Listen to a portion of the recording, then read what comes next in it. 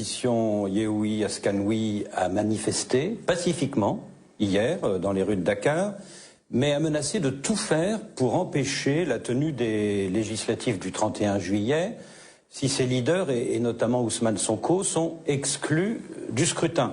Alors, si une solution n'est pas trouvée pour la liste nationale de l'opposition qui est actuellement invalidée, est-ce que vous ne craignez pas un embrasement de la rue comme cela s'est passé à Dakar en mars 2021? Il faut éviter de prendre mars 2021 comme une référence absolue. L'élection législative est organisée par un code électoral et un système électoral qui existe au Sénégal, qui fait la fierté du Sénégal. Si on est un pays stable, justement, ce n'est pas le fait d'un hasard. Ce n'est pas la première fois qu'on organise des élections. Nous avons un système électoral qui est le produit de concertation, de consolidation, dont le dernier est ce code qui vient d'être enregistré, qui a fait l'objet de discussions pendant 16 mois et qui a abouti à ce qui a permis d'aller vers cette élection législative. Mais nous avons un code avec ses exigences. Par exemple, la loi sur la parité, le Sénégal ne peut pas revenir en arrière. Une liste qui n'est pas paritaire, elle n'est pas recevable. Un point, un trait. Ça, c'est la loi. Si vous faites une liste qui ne respecte pas ce que dit la loi, elle est éliminée. Elle est éliminée, tout simplement. Nous, on nous a éliminé notre liste de suppléants nationaux parce que simplement, il y a eu une erreur de juxtaposition. Elle était paritaire. Mais c'est la loi, elle est dure, mais c'est la loi. Maintenant, les menaces sur la non-organisation des élections, ça, c'est devant nous. De toute façon, le pays va faire ses élections. Il va faire ses élections. Le Conseil constitutionnel a décidé. Et nous nous sommes soumis. Il y a 15 jours, la liste Yewwi de Dakar n'était pas recevable. Et le Conseil a fait une interprétation et a dit qu'il faut que le ministre de l'Intérieur les accepte. Le ministre s'est incliné, il a reçu les corrections.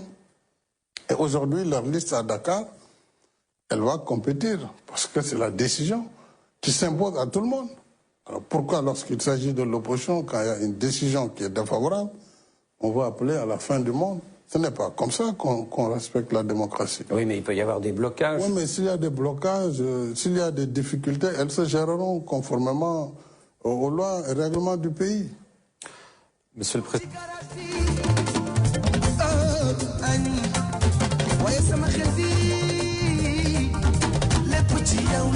En tout cas suñu xel yëpp ci Sénégal foofu laa jaare ñëw ñoo suñu ñi mbokk yi nekk ci panel bi maa ngi am président Samba Kara Ndiaye Ousseynou Diamba Ndiaye ñu ngi am Chérif Baba Aïdara ci kanam léegi dinaa dem jëli doomu baay président ma bàyyi la mu néew.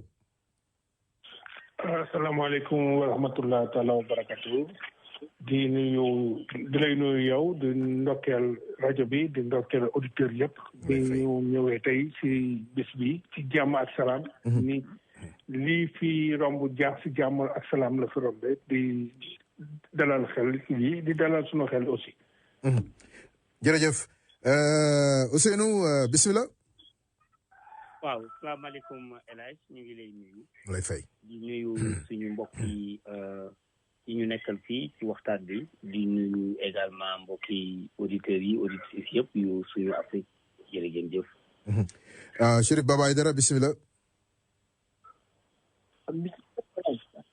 waaw maa ngi seen di génn léegi waaye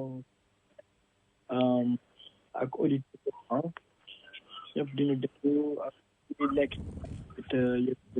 Chérif dafa mel ne sa kii bi leerul de. waaw kon ba tey rek allo. daf mel ne mu ngi ama woote. non c'est bon c'est juste que dafa am écho bu dee mbokk yi tamit dañuy déglu rajo ci suuf ñu fay ko donc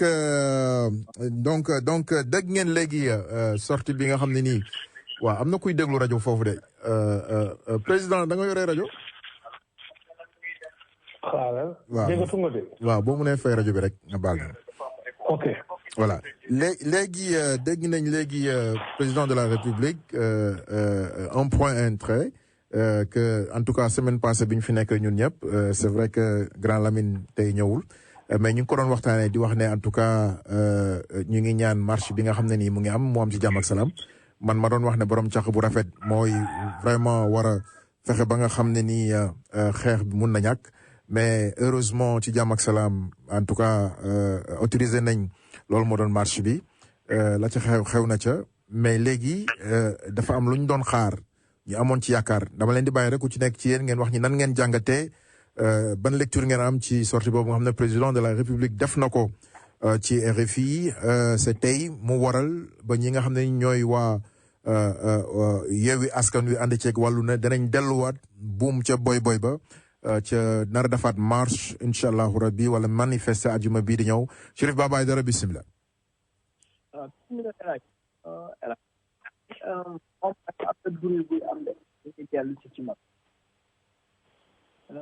bu may wax bruit bi day ñëw.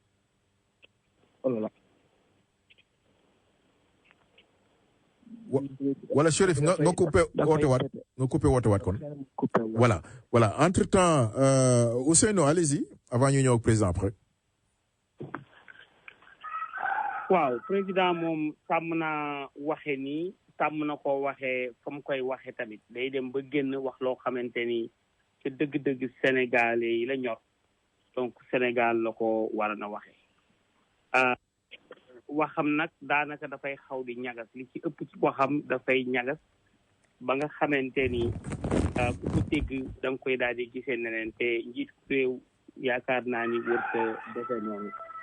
wërte defe noonu li leer ba leer moo di ni wax na ni élection yi day am force restera à la loi noonu la ko xaw a waxee xamal nañu tamit jéem nañoo xamal ni opposition bi dafay nekk lu leen arrangé ñu jël lu leen arrangé wul ñu teg fee opposition bi ñun xam nañu ni te dëgg-dëgg que ni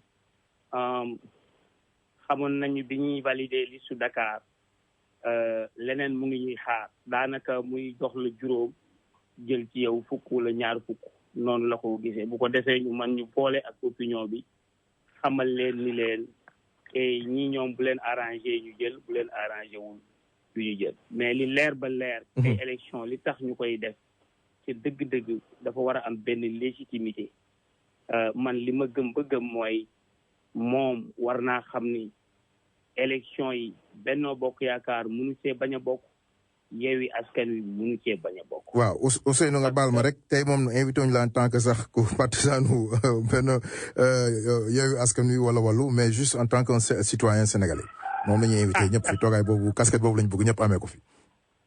d'accord. voilà. jërëjëf. voilà donc leer na quoi. merci beaucoup nga téye ligne bi rek ma ñëwaat ak yow rapidement. voilà Chérif Baba Aïdara yaa ngi doon dellu rek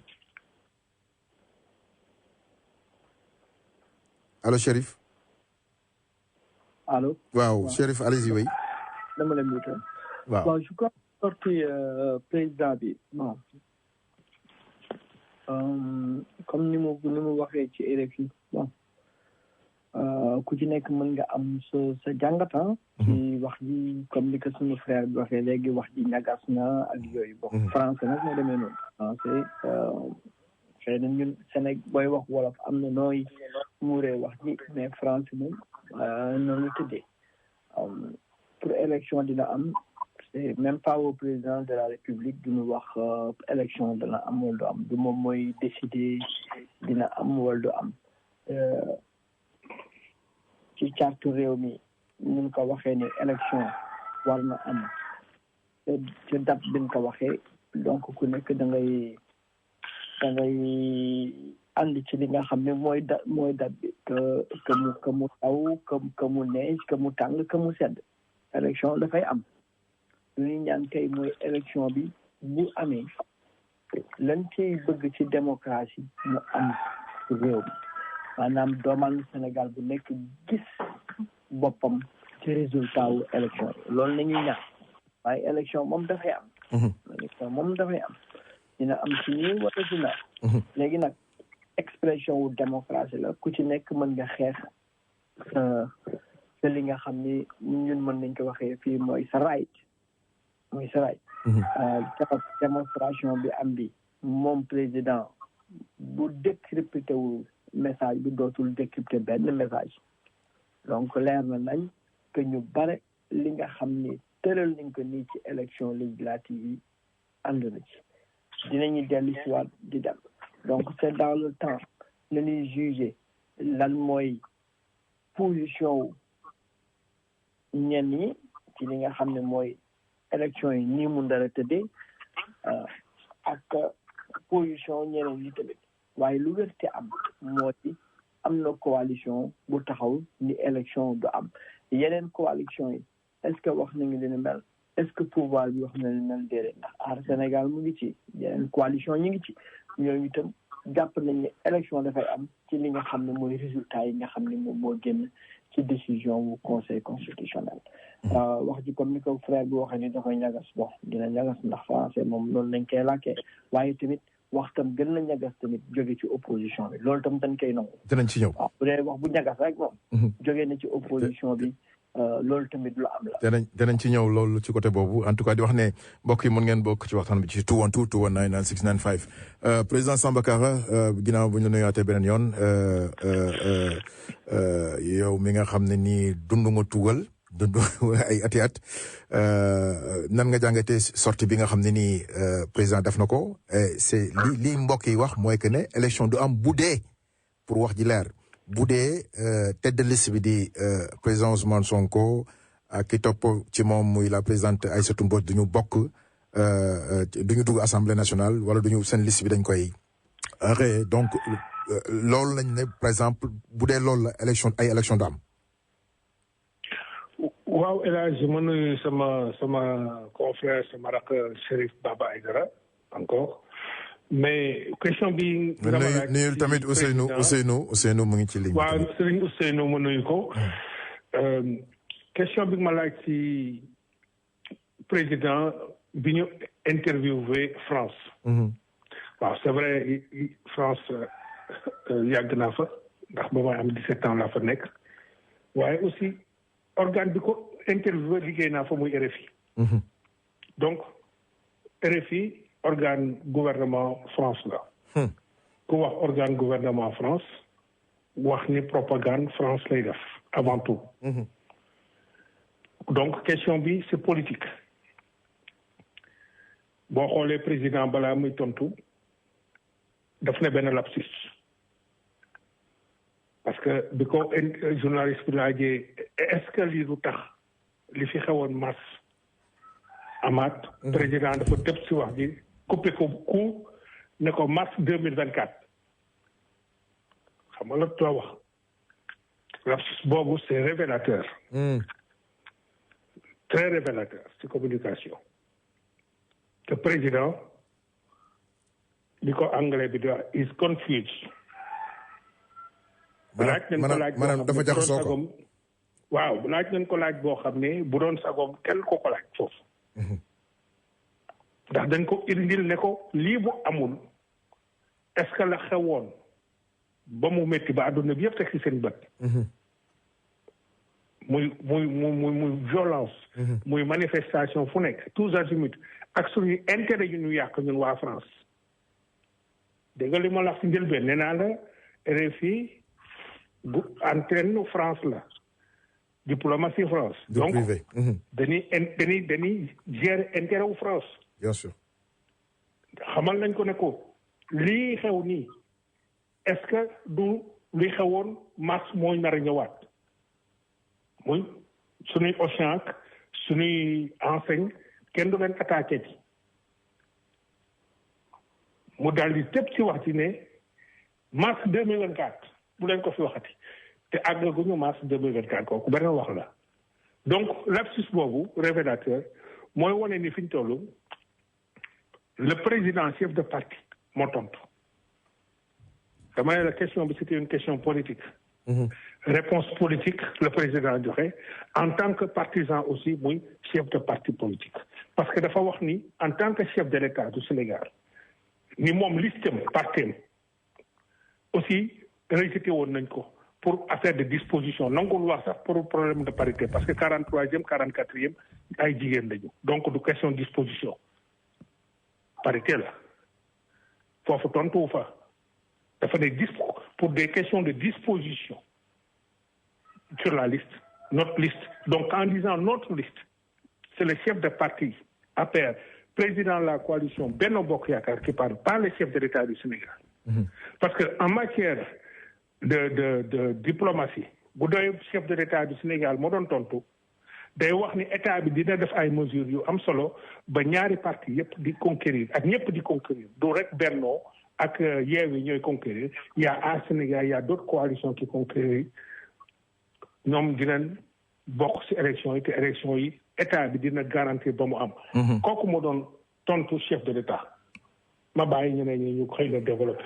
voilà je pense que balaa ñeneen ñi développé dañuy delluwaat ca la nga xam ne nii moo waral coow li tey ñu koy waxtaanee mooy manifestation boobu nga xam ne nii mujjoon na am ñu jël déglu ci que ñenn ñi ci leader yi. def na ko xale yaa ngi dee ci waawoon ci hôpital bi jaay na hôpitalu Dantec mu ngi koy jaay ci ko waroon tabax ay hôpitaux sénégalais yi amatuñu lu ñu lekk sénégalais yi amuñu lu ñu naan. ma ne ko Macky mu ne ma ne ko corruption na jóge ci réew mi alalu Sénégal bu ko kenn sàccati gis ngeen ni am na ñu bokk ci ñoom am ay 1 milliard seen kër ñu sàcc. kon nag suñu daje fii waru ko jaaxal Yewwi Askan Wi bi mu taxawee ci élection législative dafa am lu mu ko wonoon résultat bi gis ngeen ko tey mbooloo mi nekk fii ëpp na 2 wala 3 fois la mu fi dajale woon. asi 3e mandat du am Macky yoni 3e mandat du am Macky jeex na 3e mandat du am kon nag vive le Sénégal mbokk yi vive le Sénégal vive Yewwi Askan Wi maa ngi leen di gërëm di leen sant. Merci beaucoup docteur Cheikh Tidiane Dièye ñuy jox kàddu gi très rapidement parce que ay demi jot na di fàttali 3 minutes yi.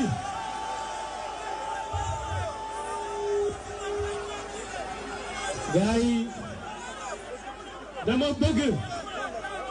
bëgg ngeen tàccu bu baax a baax ki may waaj a jox kàddu gaynde Bawol lañu woo ñu Mama Anta Mbodj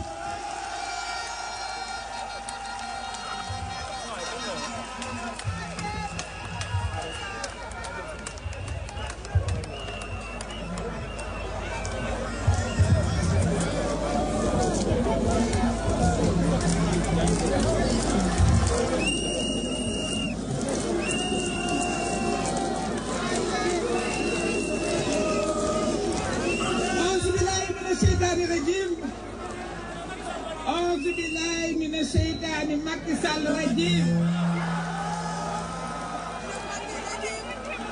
Macky Sall sàcc la lu nekk lay sàcc nag day sàcc suffrage di sàcc ay maire di sàcc ay jaam di sàcc ñu gorewul di complot di sàcc liste waaye sàcc bi tey dafa am nay sàcc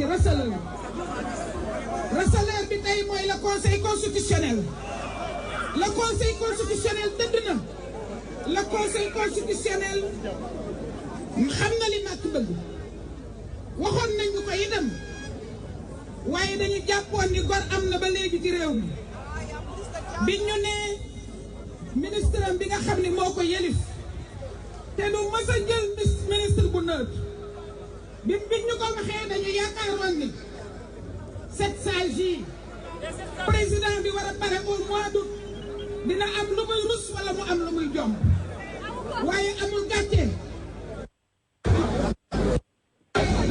mooy préparer coup 2024 ndax moom dafay def ay sondage xam na ni Yewwi rek mën na ko gañe mu toog ba ci guddi keroog bi ñu waree voté loi bi nga xam ne mooy yokku député yi daal de ni nañu jël juróom-ñaari député yi ñuy yokk génne ko ci juróom-benn fukki député yi nga xam ni moom la ñu war a séddoo biñ ko defee Mamadou Lamine Diallo mii moo ma ne Macky de pousse nañu pour ñu ànd boobu ñëw defoon na ay sondage ci Yewwi parce que yéen askan wi yéen a ànd ak Yewwi waru leen Yewwi du leen war waru leen Yewwi du leen war élection locale yi ngeen war Macky Sall ni ko yéen Yewwi ngeen àndal waaye dafa am lu ngeen ñu santoon da ngeen ñu woon ànd leen su jëlee 112 députés def ko ci département yi bu ngeen àndee gañe ko voilà donc je pense que ne ñoo ko déggandoo bu ma ñëwaatee rek li ñuy waxtaanee mooy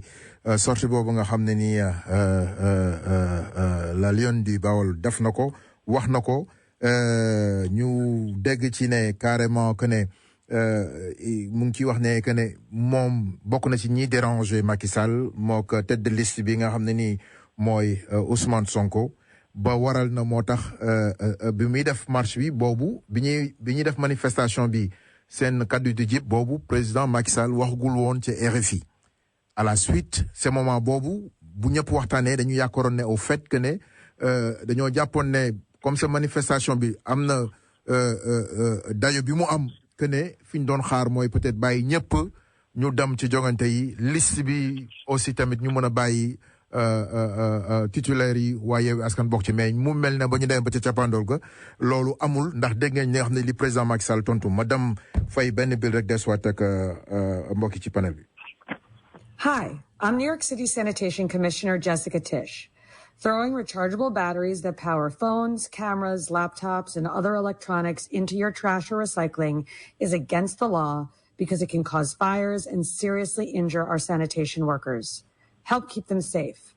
Visit nyc.gov/batteries or call 311 to learn more about how to properly dispose of batteries. Voilà. Donc, Ousseynou, est-ce que yaakaaroo que ne li nga xam ne nii ñëpp yaakaaroon nañ ko c'est yow nga wax ko ñu bëri wax ko que ce serait mieux vraiment ñu bàyyi ñëpp rek dem ci jongante yi mais ADN dégg nañ li nga xam ne président wax na ko lan nga yaakaar ne moo nar a am ci sa jàngat ndax dellu ginnaaw dina am c'est bu dee opposition bi tegewuñ seen tànk président de la République li mu wax conseil constitutionnel jël na ay décision bëgg naa ci am seen xalaat tamit yéen na leen jàngatee conseil constitutionnel bi fan nga yaakaar fu lañ jëm ak mbokk yi.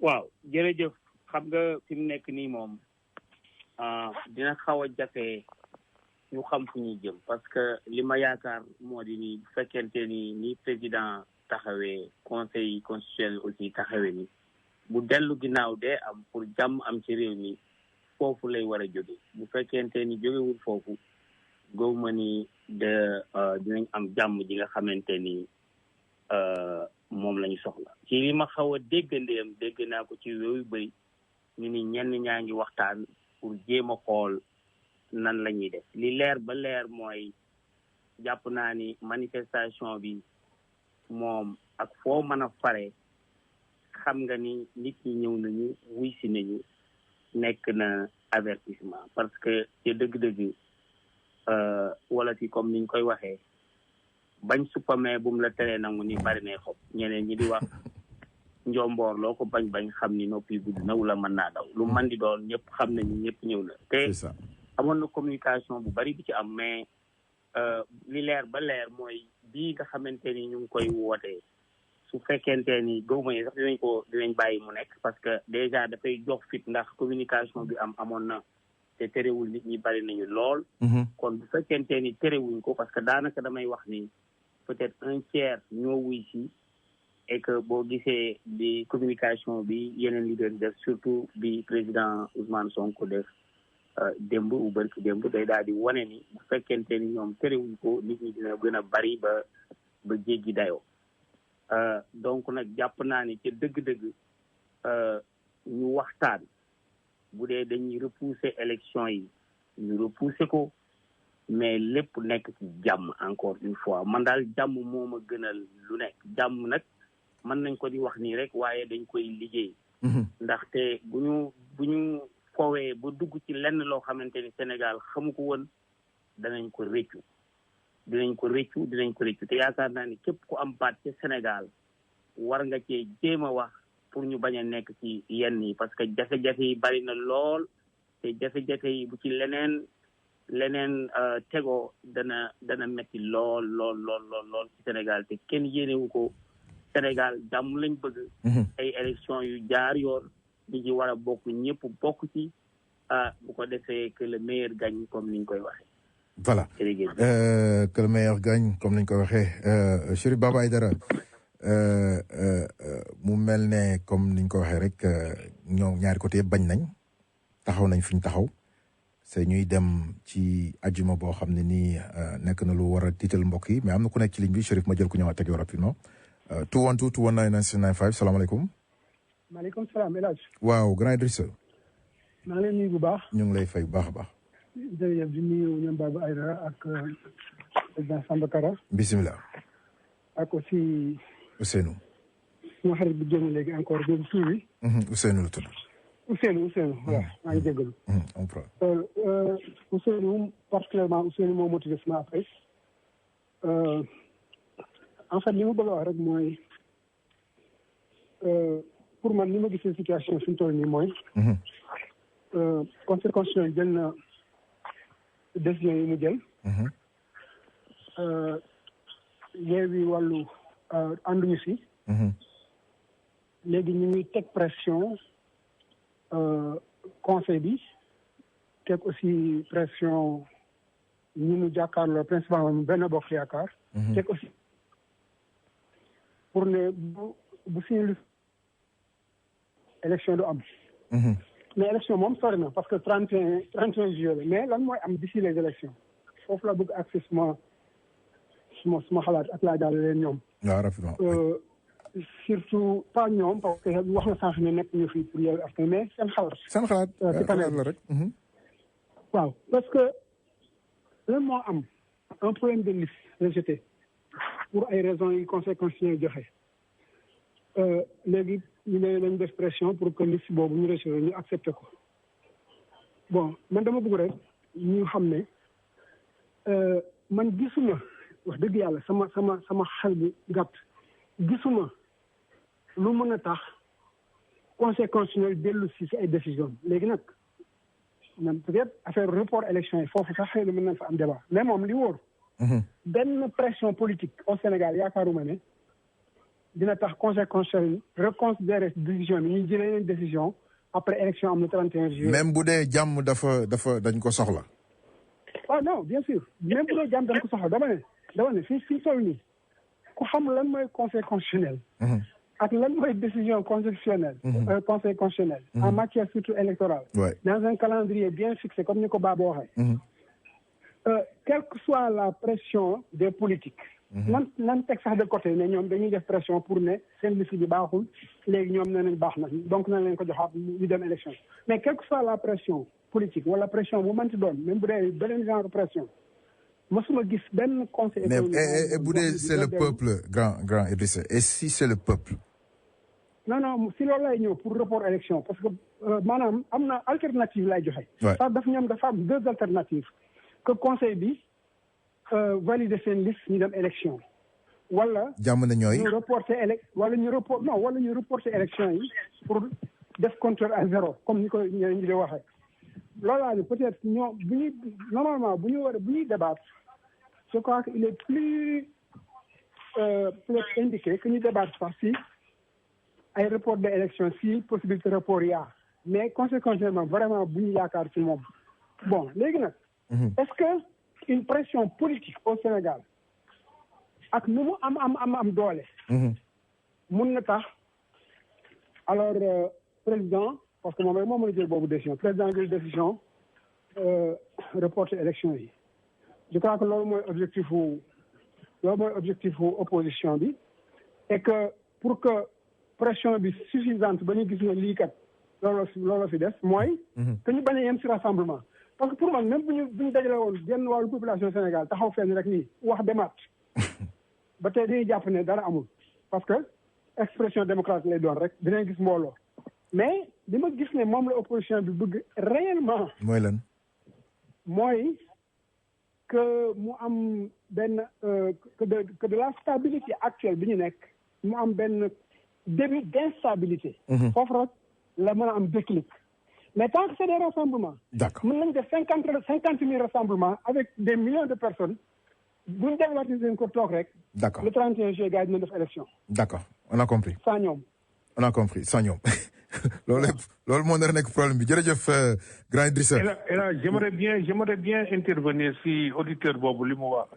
grand Idrissa si la waa allez-y. en tant qu'auditeur. allez-y oui. juste une seconde. allez-y. c'est que li mu wax pour que conseil constitutionnel revenir à sa décision c'est une énorme possibilité du fait que le chef de l'État est le garant des institutions et le patron du Conseil constitutionnel.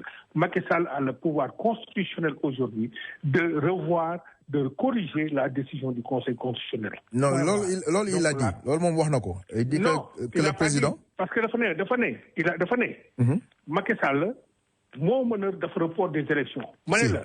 Macky Sall non seulement mën na def report des élections. mais mën na aussi corriger waat liste Yewwi mën na joxaat Conseil constitutionnel. droit bi liste bi ne ko dugalal waa Yewwi ñu bokk. ak président bi nga dégg léegi nii mu ne un point très d'accord dama ne la scénario ngay joxe. c'est très important. waaw yëf yi dafa nekk ci loxo Macky Sall fi mu toll ginnaaw yàlla. D'accord ci loxo Macky Sall nekk. d'accord foofu laay waxee c'est très important. d'accord balaa ma ñëw Chérif am na ku nekk ci ligne bi ba xam allo. allo. salaamaaleykum ku baax way. na nga def waay naka affaire bi. ça va kookan la. man la Boubacar Fadiga. Boubacar na nga def. ça va ñu ngi rafetlu émission bi. merci mais ki doon wax Boubacar way. dafa mel ni xamul li muy wax parce que conseil constitutionnel bu fekkoon ne c'était déjà sérieux di ñu def li ñu def nii parce que c'est de la mascarade li ñu def benn.